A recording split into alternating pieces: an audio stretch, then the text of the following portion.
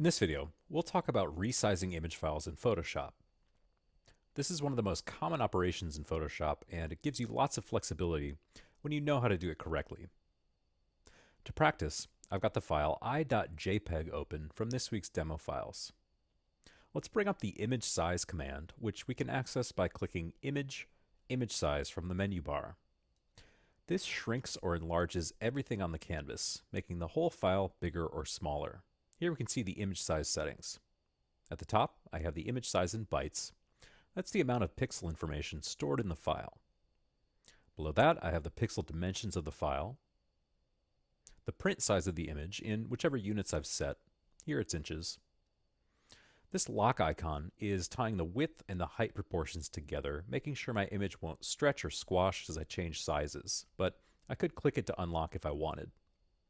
I've also got the resolution setting showing the pixels per inch, and below that an option for resample. For now, resample should be unchecked. I'd like to change the resolution of this file to 300 ppi, so I'll type that in, and notice as I make that change, the width and height get smaller. By unchecking resample, we're telling Photoshop not to add or remove any pixel information to the file. And by not resampling, we lock the width, height, and resolution together. So if we increase the resolution, that means we have to decrease the physical width and height to compensate, and vice versa. Let's click OK to commit our changes. Then up to the File menu and click on Save As. I'll set a different name, so let's call this i300ppi.jpg. Then click Save and OK to accept the default JPEG settings. That just makes sure we have a high resolution backup if we need it.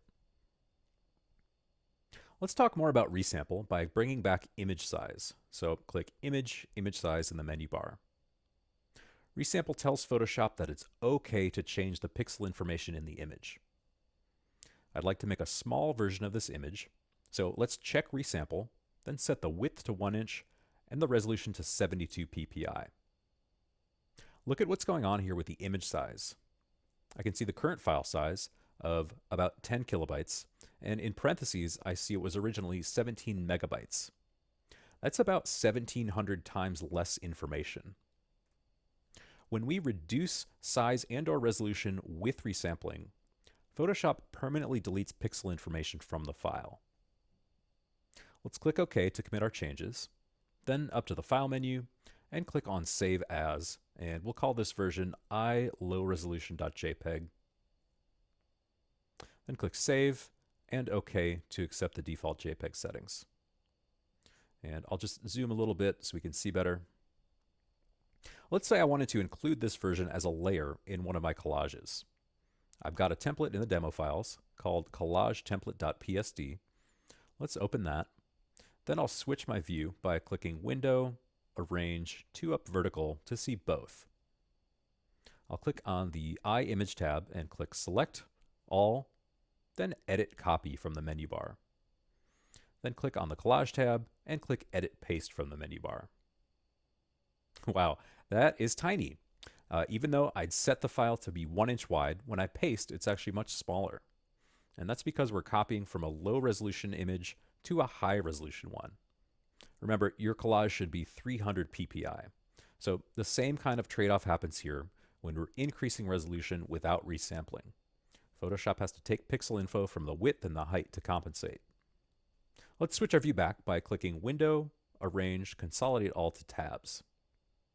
Now, say we wanted that image larger, but we only had the low resolution of the file. We didn't make a backup. Let's try enlarging it back to its original size with image size. I'll click back on the I tab, then Image, Image Size from the menu bar. I'll keep resample checked, and I'll set my resolution to 300 ppi and width to 10 inches. So we're taking it back to its original high resolution size. We're adding in lots of new pixel info to make this tiny image big again. But where does that info come from? When we're enlarging the size and/or resolution of an image with resampling, Photoshop uses interpolation to fill in that new pixel information. This means it's taking an educated guess what the new pixel should look like based on what's already there. We can adjust the way it's guessing by clicking the drop down next to Resample, or by setting it to automatic. Generally speaking, you can enlarge an image up to about twice its original size or resolution and not really notice anything visually. More than that though, and you'll start to see blurring and pixelation. Let's click OK, and I can see I definitely get that here. The rules about resampling apply to the transforms we covered last week as well. If we go back to our collage by clicking on its tab, we can try to enlarge that tiny layer by selecting it and clicking Edit Transform from the menu bar. Notice in the status bar there's a drop-down for interpolation with the same options that we saw in image size. Okay, that's an overview of resizing image files in Photoshop.